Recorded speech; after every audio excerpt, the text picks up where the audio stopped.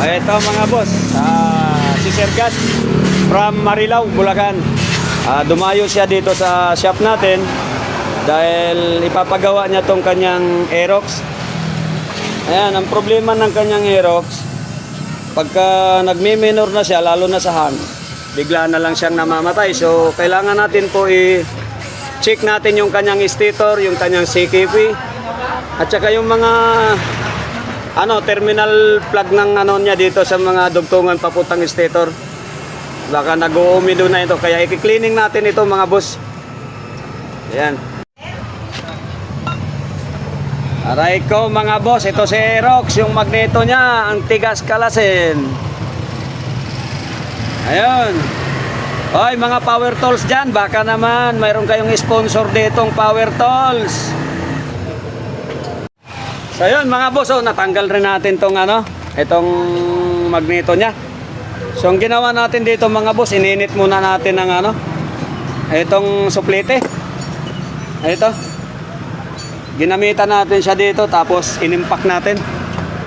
Ito yung impact drive, nakakapit pa. Ayan. So lilinisin natin tong mga boss ngayon kasi namamatay-matay siya. So sa madaling sabi, yung signal ng CKP hindi ganun kalakas kaya namamatay-matay.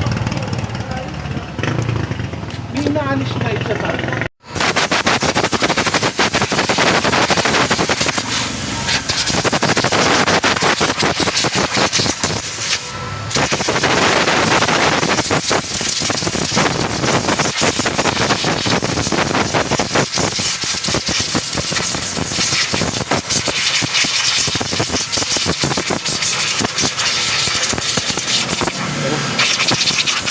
mga boss, i-test drive natin yung ipa-test drive natin sa owner yung kanyang motor.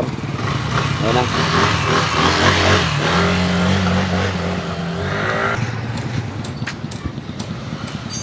Ayan. okay na. Salamat ng marami. Hindi na siya namamatay. Motors. Hindi na siya namamatay-matay. Wala na patay. Na sila. Ingat, ingat.